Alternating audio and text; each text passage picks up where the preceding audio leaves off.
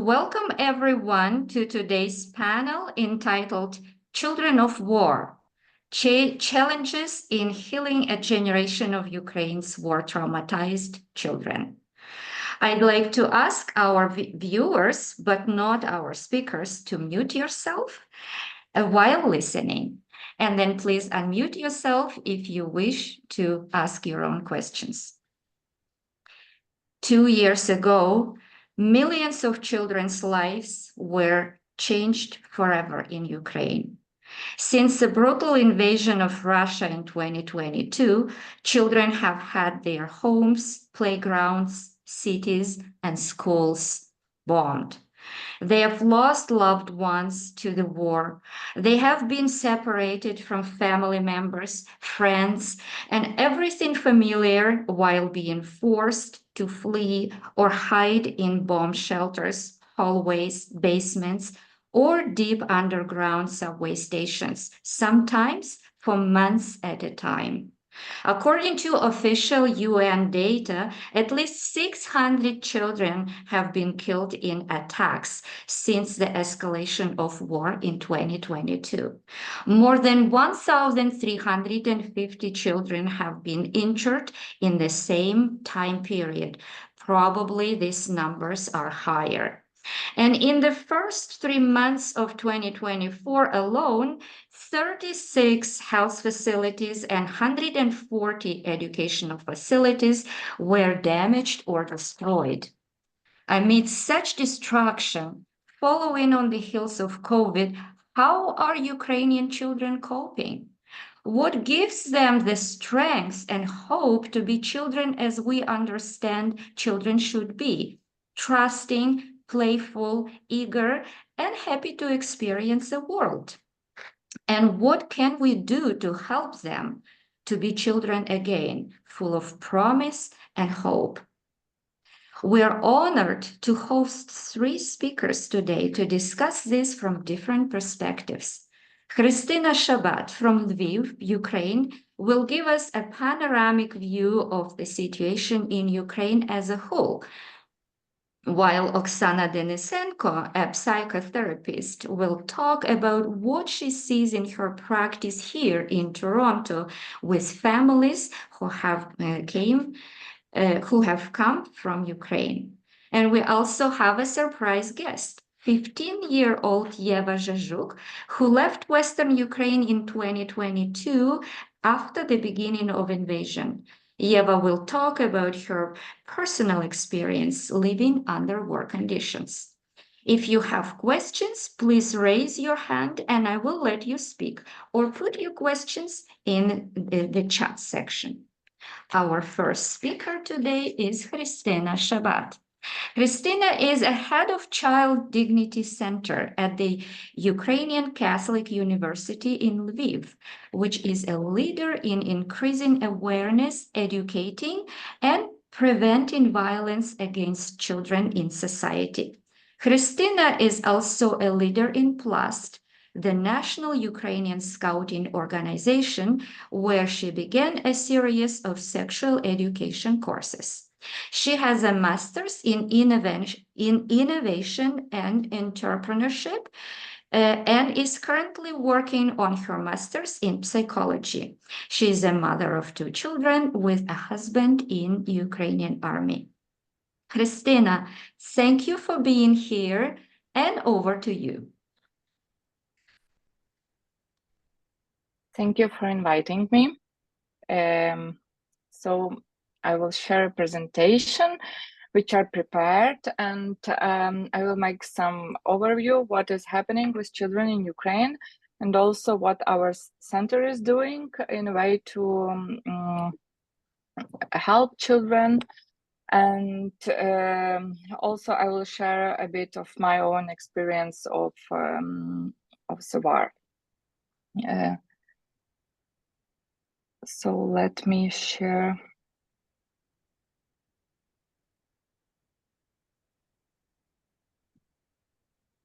Okay. I'm so sorry. So small technical. So technical things.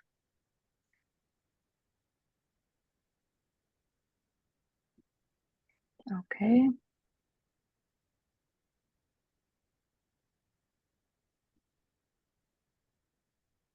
Okay. Can you see my presentation? Yes. Okay. So, my name is Khrystyna Shabat. I'm the director of the Center of the Child Dignity Center in Ukrainian Catholic University in Lviv, in Ukraine. So our center was established at the university 3 years ago, and we are engaged in building the safe environment for various stakeholders.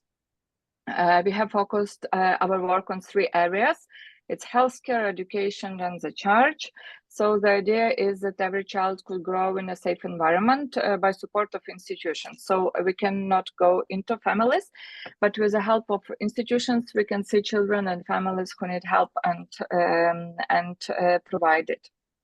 So therefore, each child is born in hospitals, and each child goes to school and church. So we want to create safe environment, and our center is also the only one implementer of child protection policy in Ukrainian Greek Catholic Church, and also in different schools in Lviv. So that is a bit about our work. So, but today our topic is children of war. So, and I want to say that 100% of children in Ukraine now and Ukrainian children outside Ukraine feel the influence of Russian-Ukrainian war and need the help of psychologists or some kind of interventional work. So let me give you some numbers. What happened before the war? The child protection system in Ukraine was 99% interventional. So what does it mean? No one talk about prevention, safeguarding training, trauma-informed approach, and so on. So it was embarrassing for anyone to know that you were going to psychologists. It was embarrassing to say that you were a victim of domestic violence or sexual abuse or something like this. As you know, Ukraine has a post-Soviet and post-colonial past, like a whole Eastern Europe. So what it means for our context. First one, we are afraid to be wrong, that there is no tolerance for mistakes in society. So it was before the war started. So when something happens outside of the rules, we often talk only about the good thing, but did not analyze the mistakes in order to become better. So this was done to us by Soviet education. Second, we did not understand the word no. So no very rarely means no, so it can be no, maybe, or yes. That's why we have a problem with personal borders between children and between adults and children.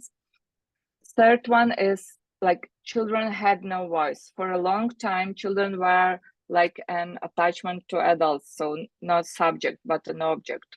And fourth, everything is okay with us. That means that topics outside moral norms such as violence, domestic violence, sexual abuse were taboo. And then there was the morning of February 24. So the war started and everything changed because in White Day, we quickly begin to learn that it is okay to make mistakes, that no means no, that not everything is at all okay with us.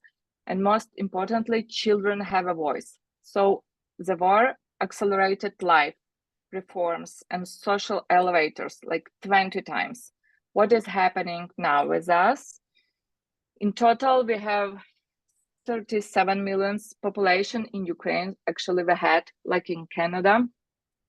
Today, there are 5 million internally displaced people in Ukraine. So there are people who change their places of living within the country. Most of them have nowhere to return, and they are building their life from the very beginning. Another 6 million went abroad and became temporarily displaced people or with special status or a refugee. I also left Ukraine at the beginning of the war. It took me 29 hours at the border. Then I lived in Mainz in Germany for the first 6 months of the full-scale invasion. So my children went to school there and to kindergarten. And after half a year, it became clear that either my children know their father and we raise children together, or they grow up without a father. So we decided to go back.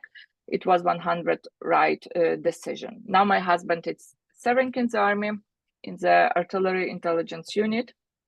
But back to the numbers. It is also expected that after the end of the war, around 2 million more men will go abroad to join their families. And we also know that more than 20,000 children are kidnapped by Russia.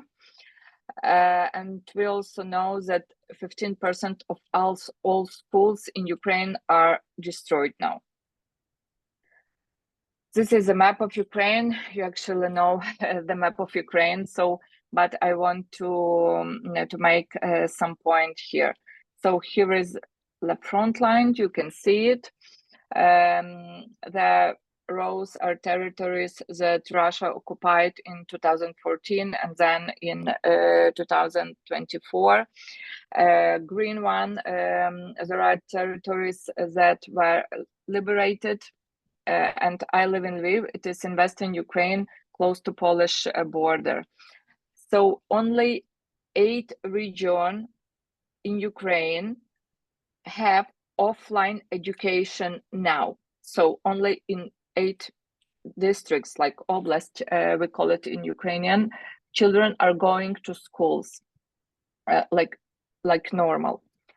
In center and in north, they have mixed learning format. In the south and east, children have been studying online since the start of the coronavirus epidemic. It's like 4 years almost. So they have already forgotten how to form a relationship, how to make friends, how to communicate with teachers, and so on. So we are waiting for a huge social tragedy. Because many of Ukrainians will not be socialized. Why it is like this? Because in Eastern Ukraine, air alarms can be for 10, 16 hours per day. So there is a lot of violence there and explosions, a lot of humanitarian help, which vulnerabilized people, no work, and so on. However, part of Ukraine lives a part normal life. Children go to school, make friends, and are part safe. But sometimes 3-4 times a day, you have to interrupt your study and go to the bomb shelter. So maybe it will be good skill in the future to work when everybody interrupt you, like, every time, but no, not for now. So they go to bomb shelter between tests and controls, and every child go to school with a special backpack with the water, warm clothes, board games, and books. And what about shelters? So my daughter is 10. She loves to go to shelters because it's always fun. They're dancing, playing games, and teachers let them paint the walls. It is allowed, so they like to do this. But what do shelters look like? There are no specially it's not specially built bunkers. Just a basement. Usually, sometimes they are repaired, sometimes not. They can look fancy and not. This is my daughter's school, and it's private school in Lviv. So you can see here the cup. There was some competition here, and we think that it is safe, like in Western Ukraine. But this is my daughter's school next morning. It's the same cup, so because the missile fall right before the school. How else can days in Ukraine look like for kids? So they may be no electricity for 2-3 hours per day. We cannot be outside between 12 midnight and 4 a.m. So it's not a problem for kids, but also a lot of schools have a lot of food in case of nuclear attack, like food for 3 or 4 days for all the children. And schools must always go down to the shelter during the learning process. So at home we can decide, and at schools they do it like all the time. I also want to say about our something about our lifestyle. So we have a special application. It look like this, and this application sent us a signal about attack and repeats it 10 minutes before the arrival of a drone or missile directly to our city. So if there is alarm at night, one of the adults is awake and watching, like, to see if there is attack on our city or not. And then we decided go to shelter or not. So on this application, we can see when was the last alarm and how long it was, and so on. And in this context, it is also important, I think, to stay calm for adults, because if adults are calm, then children are calm. So some scientists of our university, with assistance of our center, conducted research about Ukrainians who changed their place or residence after February 24, and it showed us that the child's sense of security directly depends on his parents' sense of security. If parents can control their emotion, so children also feel calm. That is how we learn what to do with children, how to behave during the crisis, during the war, and how to give them feeling of safety even when we are not safe. So what affects it, all the situation makes on us? In general, I would say that since the beginning of the war, many bad, corrupted people have played, and many fearless and responsible ones have access to power and are reforming everything very effective, very quickly, and often with the help of international donors. And despite of all the challenges, kidnapping of children, a permanent anxiety and so on, destroyed schools, I want to say the following. So first, the huge crisis like a war provides great opportunity for changes. And this is what is happening now in Ukraine. So we don't have time to wait. We must act. We do a lot of reforms now. Second, that we grow a lot in last 2 years in matters of child protection, and children quickly become subjects in our society, and this is true. And I'm honored of this because in normal life it took 10 or 12 years, I don't know. Third, children need to feel safe even if they are not safe, and adults are responsible for this. We can guarantee them such a safety. So we must know how to do this. That's why our center do a lot of training for clergy, for educators, for primary care, and so on. Fourth, that every adult who works with children should do it sensitively and with trauma-informed approach. We had a lot of normalization of violence now. Children playing soldiers, and they are watching the violence content about war, about what is happening there. But it is the way how to survive, you know. And fifth, every child in Ukraine is a victim of war, and everyone needs help. But the main task is to transform the child from the position of victims to the position of someone who act like two actors. And this is also our task, like adults, to make a lot of participation to some surveys, project researches, rebuilding programs, and so on. So thank you for your attention, and after that we'll have some answer for some question, I hope. I cannot hear you, Pani Ludmila. Sorry, I muted myself. Yeah, it's It okay. is certainly fascinating what Ukraine has done in terms of,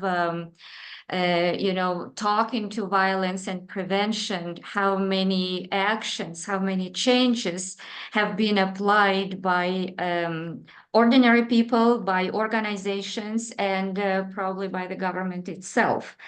I wanted to ask you, can you please give us more details about, like, was it as spontaneous that people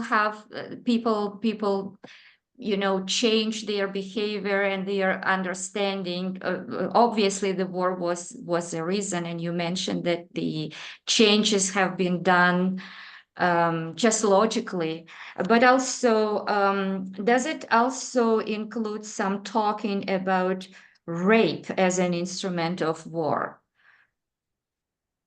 Yeah, of course it includes. So I cannot explain it. We just stopped to play the games about what is right, what is not right, what is taboo, what is not. There are a lot of violence around, so we don't need additional arguments to believe in this. We just know that it happened because everyone has lost someone in this war. So everyone has relative in Eastern Ukraine, everyone has someone who was occupied, and we know the stories. That's why society become more open to speak about hard topics. That's like all deal. And what about rape, like a weapon? So my center works with sexual abuse prevention, and it was hard to speak about this topic before 24th February, because no one believes that someone could rape children, especially children. After the war started, we believe that everything could happen. That's why, and also that war crimes are really good investigated by government because of international court and some international process which will happen after the war ending. So it's not a new now for us if something unbelievable happened. It just happened, and we deal with it. Certainly, certainly. Also, very important question, I believe. What kind of changes have the international agencies brought to Ukraine in thinking about and treating trauma and violence in children? You have mentioned that many questions were taboo before the war, but now what kind of changes would you say the international community brought to Ukraine? Yeah, so okay, a lot of international donors agencies are in Ukraine now. So we have a lot of work. If you need work, you can come to Ukraine. So we have a lot of position in international organizations. But it's also a big a challenge for them, I think, because the volunteer of international organization have access to kids and so on. It's also a big risk. to work with vulnerable children, vulnerable people, and so on. But what is good that they bring a lot of money, of course, into country, but they ask also about different prevention system like child protection policy, PSEA policy, safeguarding policy, and so on. And our NGOs started to develop it, and they just don't want to have a document and to put it on a table and this is then. So they really want to make effective systems. So for last 1 year, during last year, I think we just only our center helped for 50 NGOs to write safeguarding policy. I think it is interesting project because we started to think about children in another way, you know, and it is good. Yeah, I'm Thank honored you. about this. Yeah. Thank you. We also are trying to encourage people who are working in this industry to help to provide certain approaches to these questions, and also what kind of things you think has Ukraine learned about this topic, and what might be helpful to other countries facing war and violence?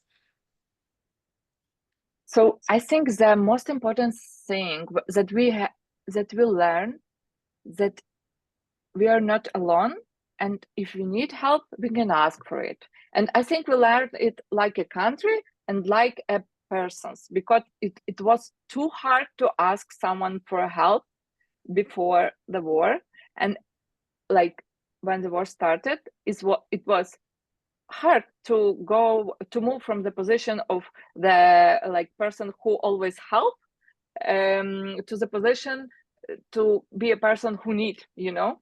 But it's life. So there is time to be strong, and there is time to be weak, and it's okay. I think it is important lesson for all of us and also for another countries. So I think that this is the first online war like in the world. So you can see everything in few minutes after it happens. I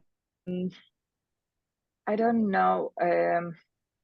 We will see how this war will finish. And then we will talk about some lessons to another countries, you know.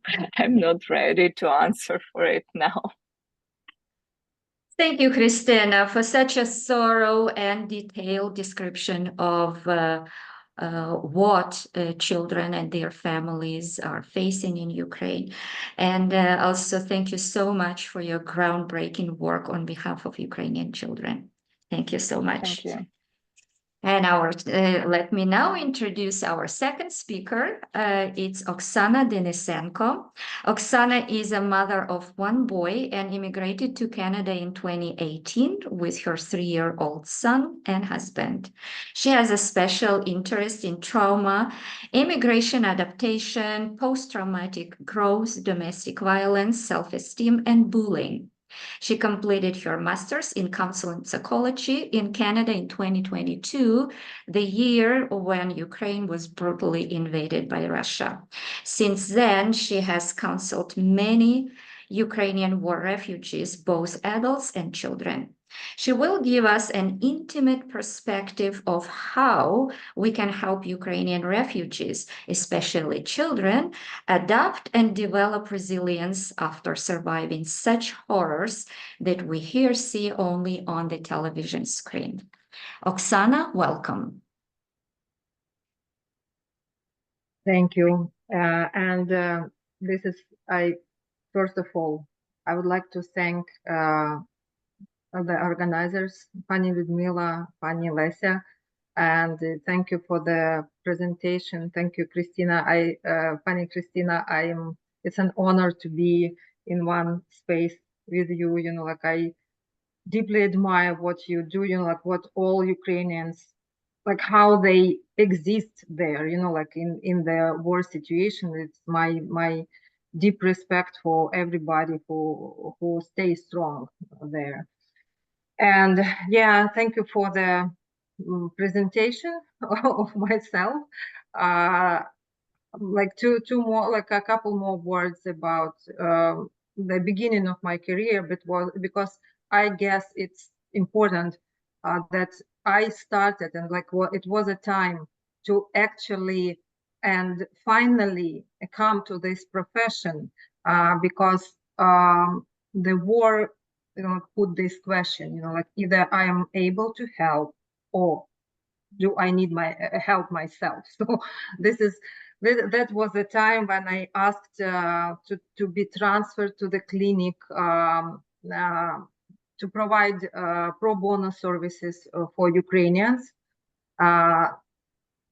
Ukrainians already back then they started to arrive to Canada, and I knew that they will need some psychological help. So I started working with one clinic, and first there was not so many requests because, you know, like people were and still even, you know, like two years after, people are very busy with, you know, like finding job, you know, like seeking for the like to settle somewhere to find the like to improve or to improve their living condition. So this is the first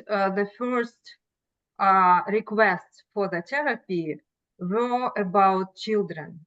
Back then I didn't work with children. I got my training a little bit after, but first requests for the therapy were like, how can I help my child to overcome the stress? And first I started working with mothers, and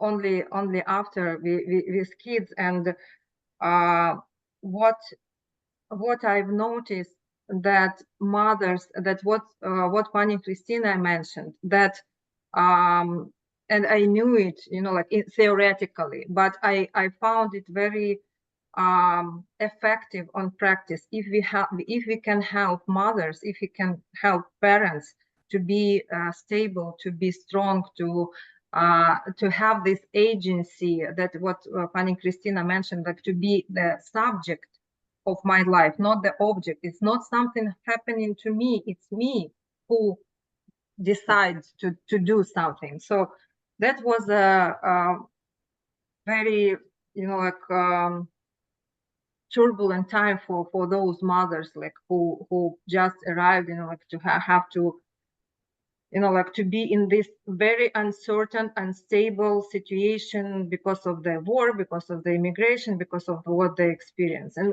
then when I started working with kids, what I've noticed, what the problems, what the issues, like people were seeking for their psychological help. It was like depressive state, like many of adolescents, many of teenagers were really in, you know, like depressive state. They were homesick, you know, like they were missing their schools, their friends, you know, their familiar environment, the emotional sensitivity, aggression and misbehavior in smaller kids, because, you know, like they don't know how to express themselves, how to cope with their feelings.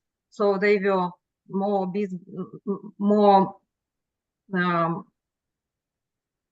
more aggressive, I would say, like more, and, you know, like having this anger as a protective reaction to the new environment. And some of them, for some of them, it was not the first, the second, or the even third immigration, because some of them were living in Poland or somewhere in Europe, and, you know, when they arrived here, some of them had experience of bullying in like previous immigration, fears and phobias, sleeping issues, psychosomatic, like a nervous tic,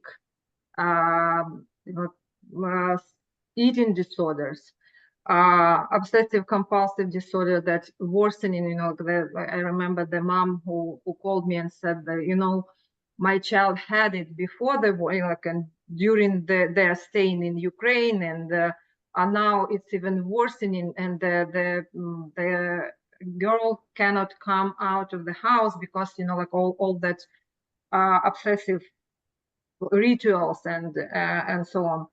Loneliness and homesick, and especially vulnerable are teenagers, because for them this is a period when they started to make connections, when they start to express themselves in society. So losing that familiar environment was especially painful for them. And like a great range of issues, and including suicidal thoughts, and and it was kind of hard to meet people in those conditions. But what should I say about, I remember Pani Lesa asked me, are those, what do you think, are those children resilient or not? How they're coping, how they go through this process? And what should I say? Like, what is trauma? Trauma interrupts the continuity of our life, the social, functional, historical, and cognitive, because we like it interrupts our life in many aspects. And we have to understand that and immigration itself is a trauma, because it interrupts, it divides our life into two pieces, before and after. And how we can deal with this like restoring this continuity, how we can like and every person has its own capacity of resilience, and resilience is, so to say, it's different from what we called coping, and it's different from the overcoming, and it is not the same as stress resistance or vitality. It is so to say like potential that we have, like all, not all, like many of us have inside, and this is like our quality, and to awaken this potential at some point of our life. And what we should understand in terms of resilience, that resilience is it's a foundation. Like if we have reliable attachment for with if the child has reliable attachment with the parent, this is the foundation for resilience. That what Pani Khrystyna mentioned, that if we teach or like help parents to be stable, to be emotional, to understand their emotions, to be able to ecologically express and understand their emotions, and to explain those emotions to kids, what kids might experience. This is like the, and if they contain the children's emotions, if there is a connection, like that vital connection between the parent and the kid, this is the, like the good ground for the resilience. That means that the child would be more able to cope with trauma and stress.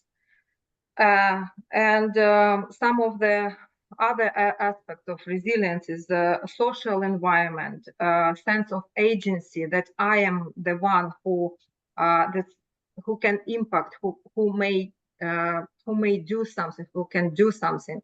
and self-respect, sense of humor, and so on. And what I what I wanted to mention, that how can that sense of resilience be awakened? How we can see it in the children? That and the famous Canadian psychologist Gordon Neufeld, he talks about 3 core principles of like healthy development of the child. It's a rest in the terms of safety, rest, play, and growth. And if those children that arrive here, they are provided, like they're already in the safe environment. And if they can, like this is very positive factors.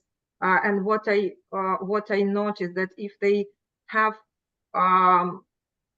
environment, so to say, school and class that accept them, and like they can create those connections, they make friends, they can play together, they can go somewhere, like on trips, excursions, like if they can play, that boosts the sense of resilience, their sense of agency.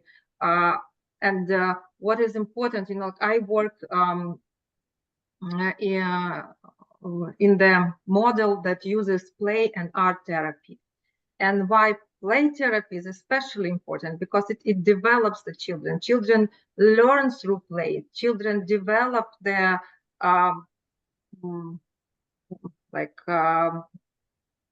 the sense of this life through, like they develop their cognitive sphere, they develop their social skills, they develop their motor skills through play. So this is like the very holistic way how we look at the play in, and how it's like positively impact children's development.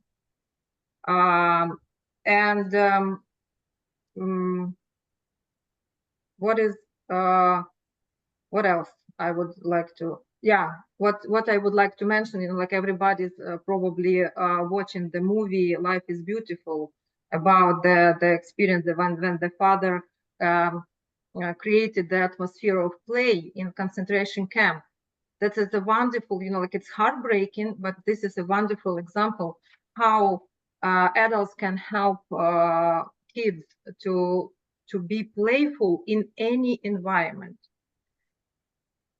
What was important for me to say as well, like because trauma and like about immigration, and how immigration and all this experience of escaping from the war and being in another country and being alone and creating those connections can be very difficult, and it can impact a parenting style. And one example I would like to give, that a friend of mine who now lives in Seattle, US, she was telling me the story when they were in line for the crossing the border, and she has 2 kids. And the younger daughter, she's very active, she's not well behaved, like she's, like that energizer. And she said, like, you won't believe it, they stood for 8 hours at -6 or -8, it was outside, like in the freezing cold, and they were standing still. And it shows that this experience of being very attached, being very dependent on the parent, creates and shows us how parenting style can be impacted with this experience. And I see also the outcomes of intergenerational trauma and how it impacts the the families here, because like this is very big difference between like if you look at Ukrainian family and how parents are communicating with kids, and Canadian family, it is more attachment, like more strict rules in this family. It's top-down instructions, like you have to obey. If you don't obey, if you don't stick to each other, we all gonna die. This is this is a message, like it's unspoken, but it is, and it impacted codependent relationship in the family, that we have to think and feel the same, otherwise that something will happen to us. This is a survival mode, and like unfortunately immigration and all the like mother's experience said about this survival mode, and the mother, the single mother in Canada have to work really hard, and children don't see her very often. And like one of my clients, we were finishing with her, and she was kind of skeptical about therapy in general. And she said, you know what, I just need my mom to see more often. Like I want to take her and go to the park. We have the park nearby, and like I will be very happy to see her often and to walk in this park. And the other boy who was drawing, and like I have this rose bush drawing, and he drew this bush, and he said like, and I asked him about this bush, and like how does this bush feel? And he said like I like talking like from the like role playing this bush, and like I feel so lonely here. So that was kind of, sorry, I got emotional a little bit, like remembering those examples. And yeah, we have to remember that it's the what I'm trying to say and how I'm trying to present this situation. This is like the whole context, historical, what is going on in Ukraine, how this family lives, like because we like I talk about myself, but I'm sure that all Ukrainian families now, they live in two contexts. We live on news, like we check our phones every single hour, and we live in the safe Canadian context. And like sometimes the difference is so drastic that it can be very, very painful. And what is like maybe tell me, Pani Ludmila, if I have a couple more minutes. Yes. Yeah, like because talking about post-traumatic growth, and like when we provided with safety, so to say, these families are provided with safety in Canada, and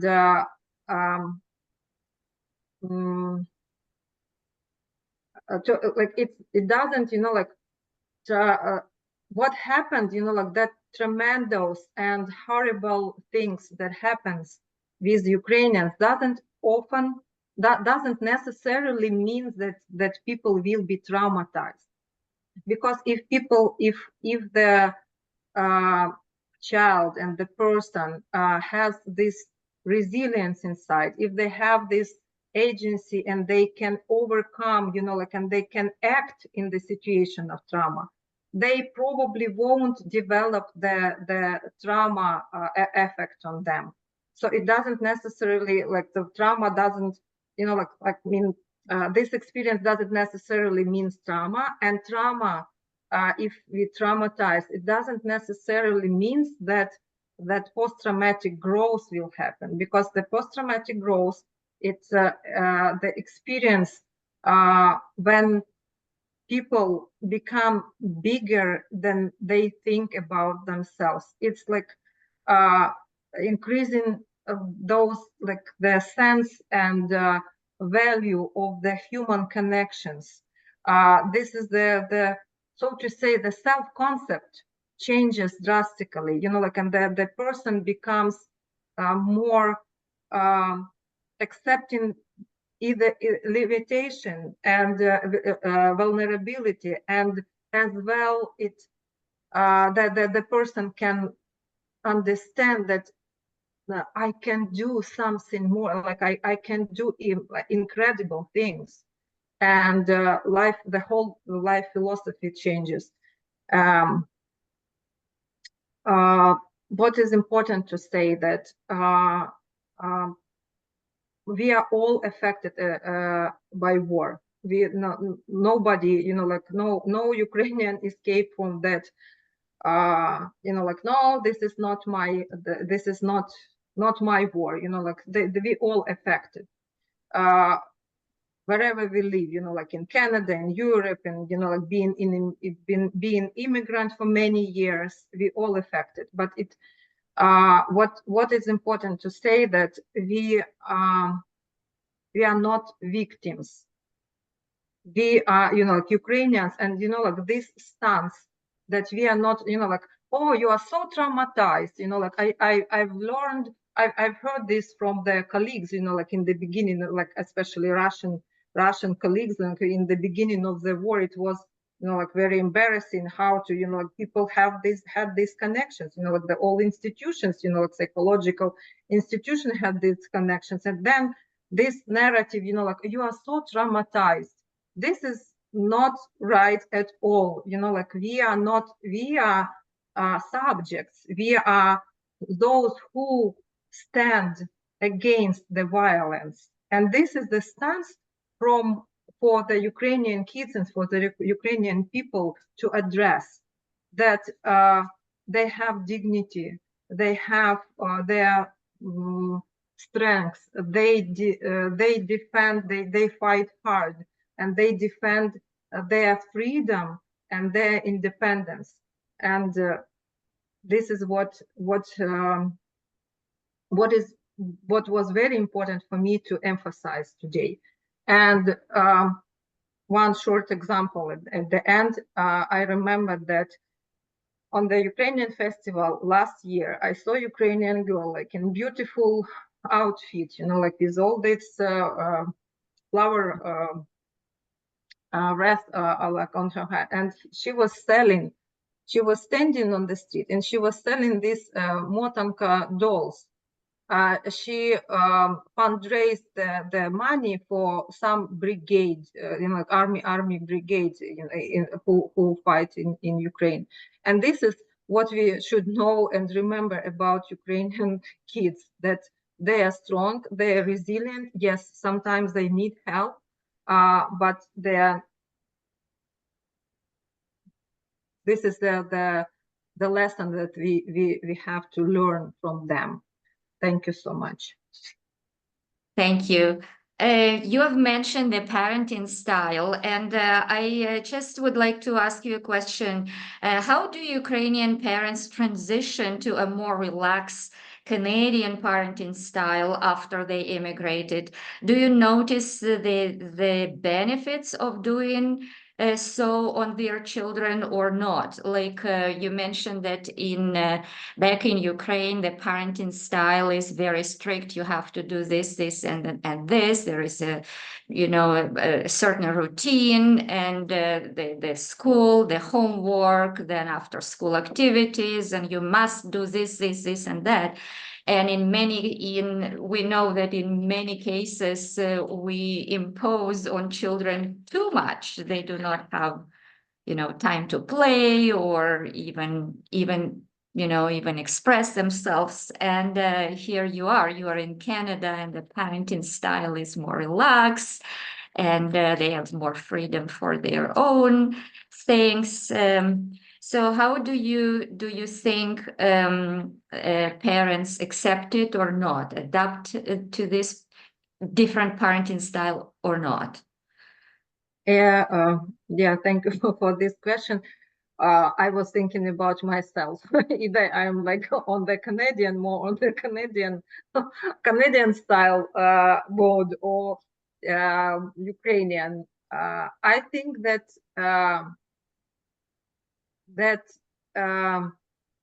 we need time to transfer to this more relaxed mode, like, so to say, not to be, like, not to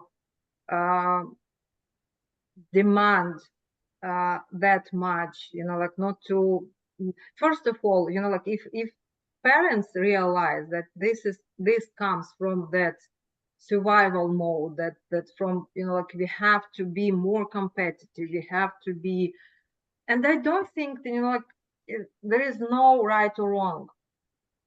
This is in my view, this all needs more awareness. Why I'm doing that, like, why I'm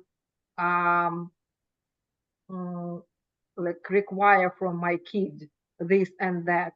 Why does it say, like, what does it say about me and about my relationship with the kid, and then we can find a lot of interesting thing about ourselves. So how and why do I need, like, and some families are like adjusting very quickly, and what does it say about them, like, what does it say that I want to be, this is a desire, like, I want to assimilate as hard as I can, like, as fast as I can, and I want to be part of this. It also says about, like, that something happens within the parent inner perception of the reality. So this is not right or wrong answer, but we have to be aware of that, I would say. Sure. Certainly, every kid, parents have to be sensitive to the requirement, to the like character and necessity for every for the children. Sometimes you have 2, 3 children in the family, everyone is different. Where also many people are also fascinated by intergenerational trauma. Can you talk a little bit more about what it means for the Ukrainian parents and their children, and how is Ukrainian intergenerational trauma different than Jewish or other cultures' intergenerational trauma? I understand that this is not a yes or no question. It is a very deep and very wide topic, but can you please develop a little bit more about it? On it?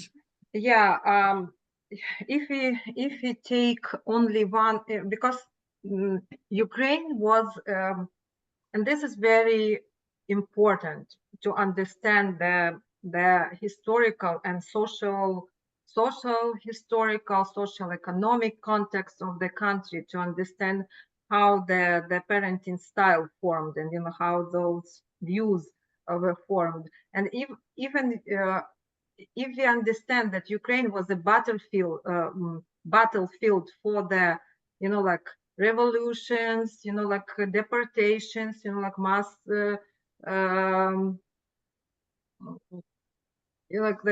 like people were like in concentration camp, in labor camp, and like, were sent. And if we take only Holodomor perspective, like, how it impacted the people's lives, and like, how it impacted parenting style, that like, my grandma, and probably, like, we, like, all Ukrainians have the examples of their relatives, like, their grandparents, like, pile stocking some stuff, like, having the food, like, like, always having something, like, in case, something in case, like, being prepared for everything. And that inevitably impacted our life, and like, our even if in aspect of food, you know, like you have to eat everything on your plate. You know, like you have to, like we cannot throw food. You know, like you have to, and this is like only one aspect of what people went through. So of course it's it has a huge impact, and it should and World War II experience, when people, you know, like not like my grandfather never spoke about it because it was occupation before he went to the front, and a lot of hard feelings, a lot of grief, a lot of sorrow, a lot of things that people could speak about. So they were buried under, you know, like that. No, we cannot talk about it. And then, you know, like in after generations, you know, like after even decades, you know, like in third generation, it can appear somehow as a symptoms in the family. And talking about the second question, how it is different and how it is, I would like to say that we have a huge differences, even with Jewish, you know, like, and every I would say every country and their intergenerational trauma is unique, and it has its own like peculiar, like it's like some events, some peculiarities, something that people experience different from other countries. But what we have in common, this is something that cannot be kind of overcome with one generation. This is what we carry like through the generation, you know, like, and bit by bit, you know, like, but we have to be aware that this pain, this grief, this sorrow is still sitting there, that we don't deny that. Okay, we close the door and then we leave. And you know, like, when I was studying here in Canada, I wrote the paper about intergenerational trauma in indigenous people. And while I was writing it, I found a lot of similar things, you know, like about the resilience. I wrote about the resilience of indigenous people, like how their sense of dignity and, you know, like how they, that what they promised, what they promised to, like, white people who came to their land was very important for them, you know, like not to betray themselves, to be strong, to be honest, to be open, to have this connection with.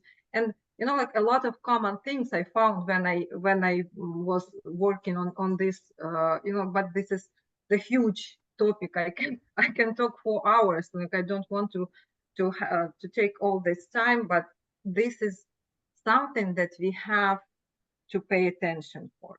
That is definitely worth to pay attention and to think and to read maybe more about this topic and to understand, and maybe to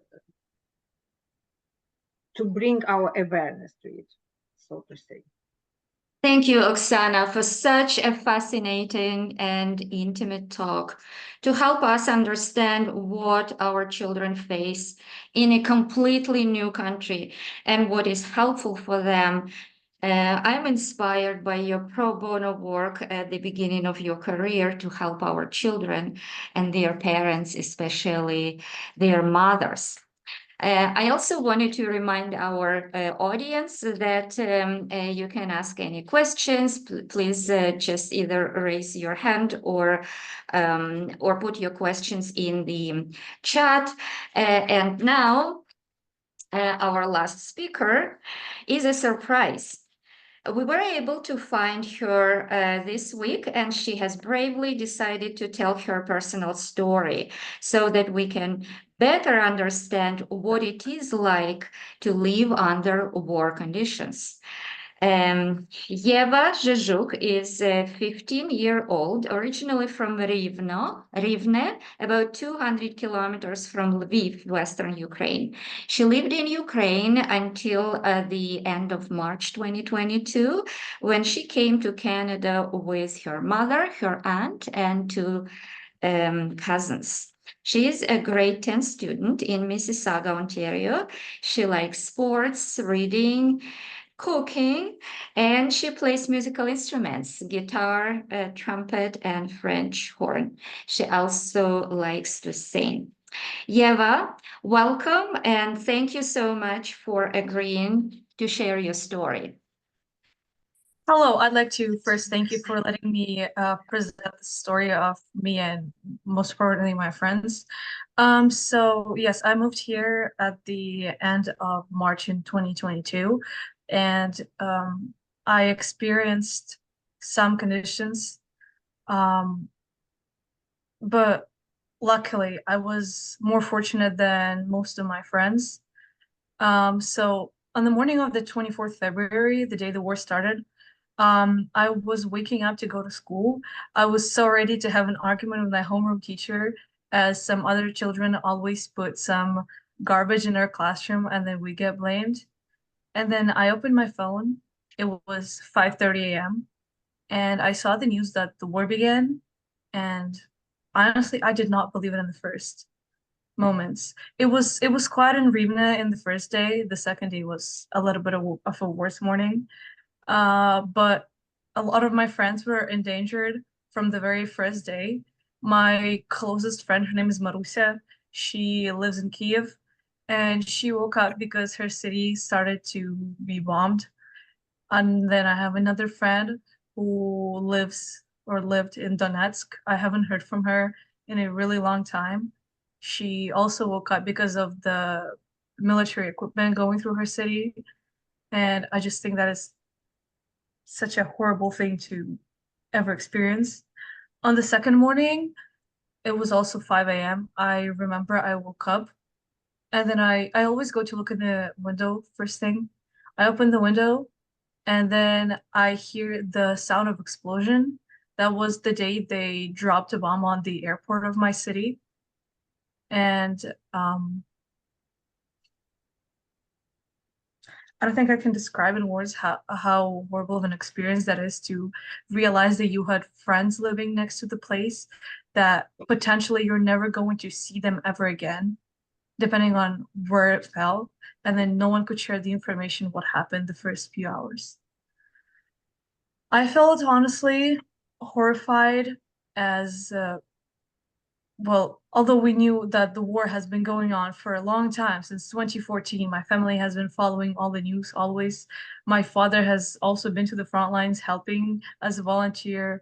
Uh, we have been working in our schools, in elementary school. We were doing little drawings. We were creating safety nets for soldiers. No one ever realized that a full-scale invasion would actually begin one day. And so the first few weeks was just disbelief for us. So I was in grade 8, and my class was a really close group of 33 girls. And for the first few weeks, we just talked in our online group chats nonstop. We didn't go to bed. We barely ate. We just tried bonding over this situation and calming ourselves down. And then later on, a lot of us left Ukraine. A lot of us moved down to their grandparents' houses. A lot of us just got separated as we had no school for the first few weeks because while we were adjusting to martial law.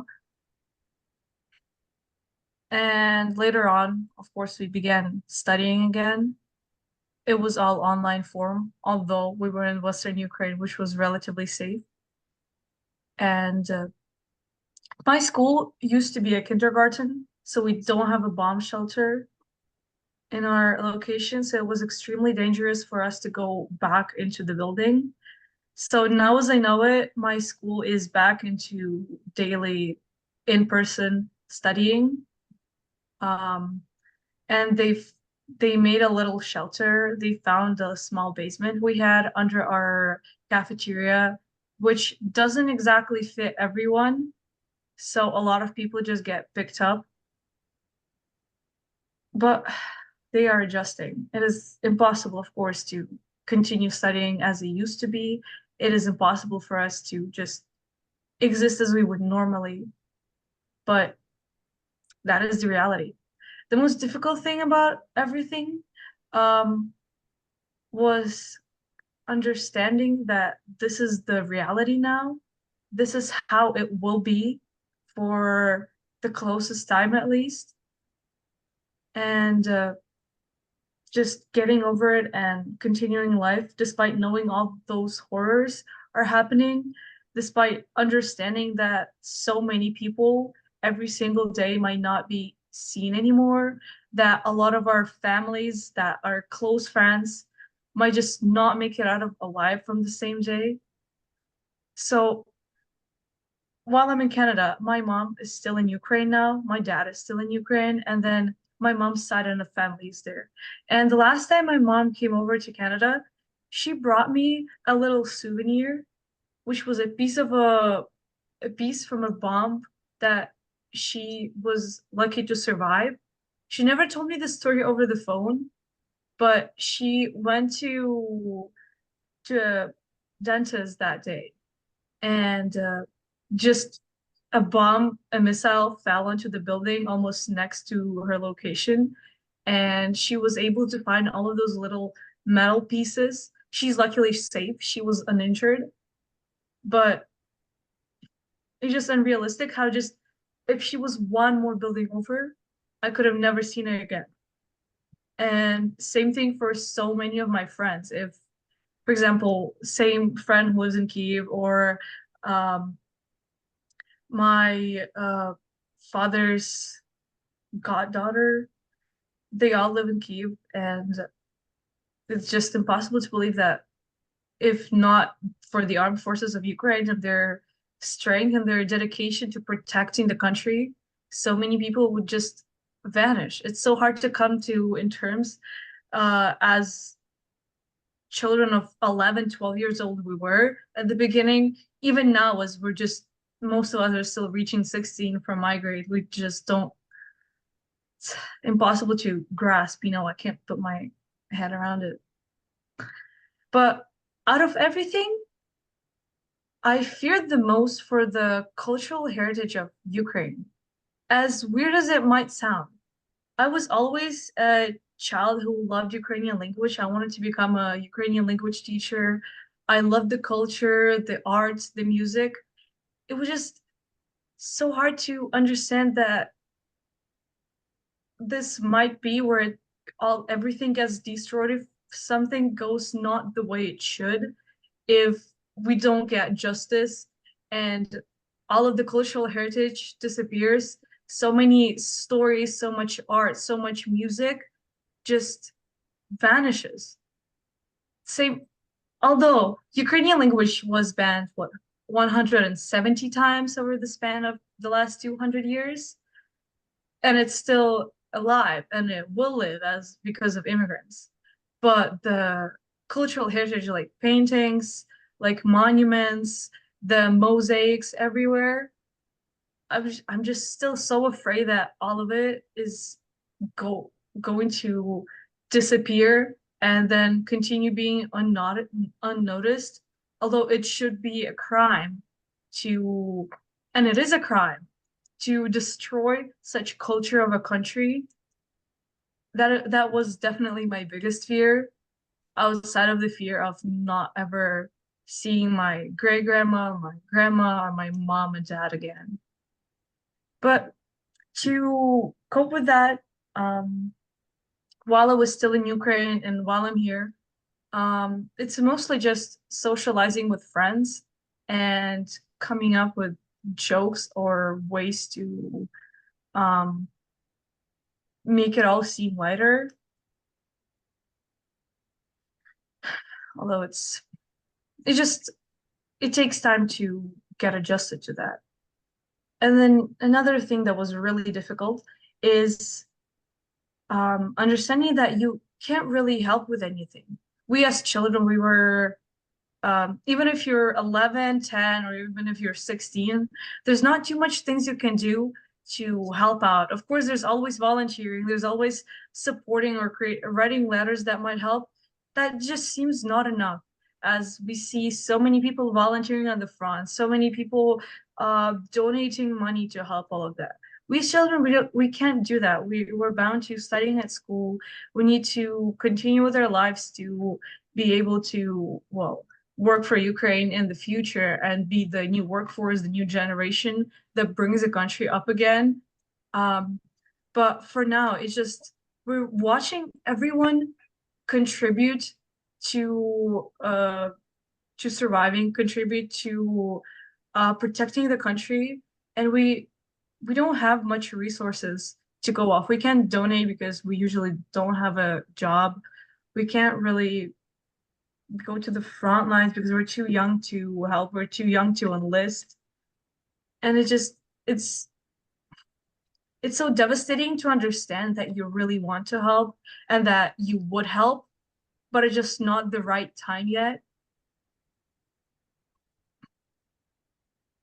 Certainly, yeah, it is. My heart just breaks when I listen to you.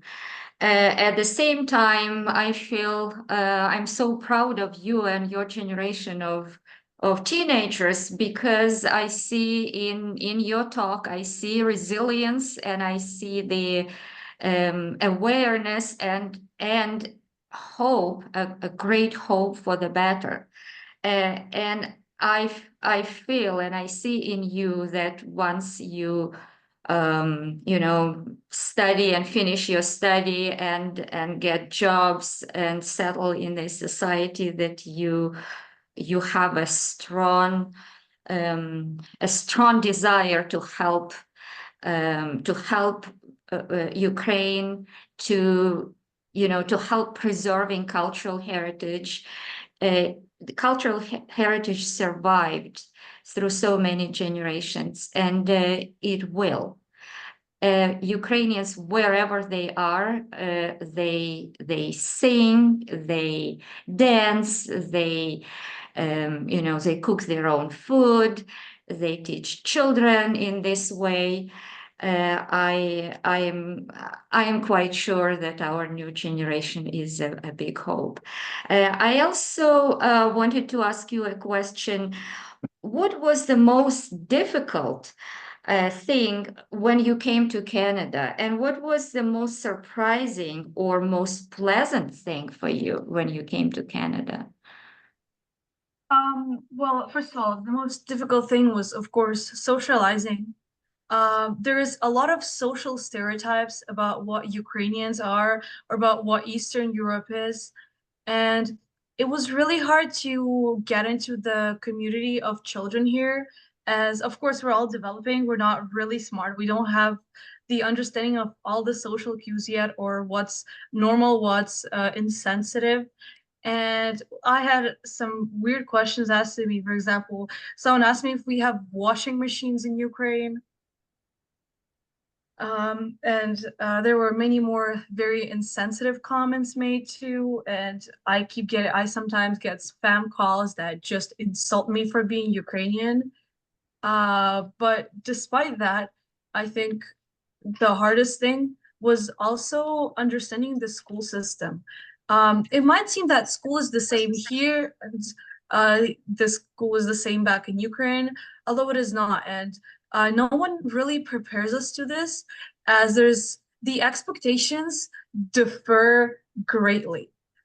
So for example, in Ukraine, while we might have more subjects or we might have a bigger workload, here in Canada, we have a less of a workload, but there's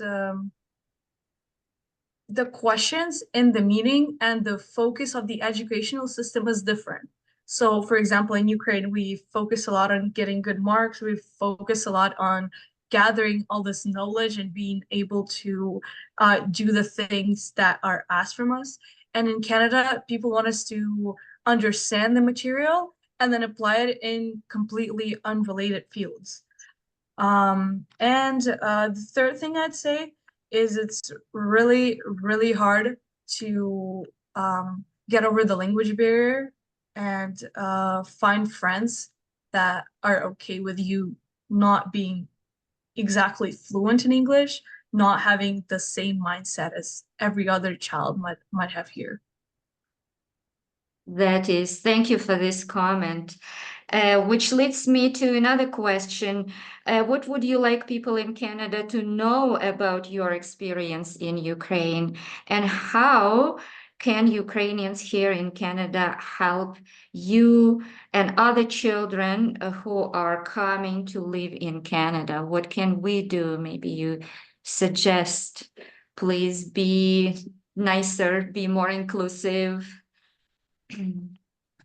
I think it is important for most Canadians to realize that war and the experience of being under martial law is not the same for everyone.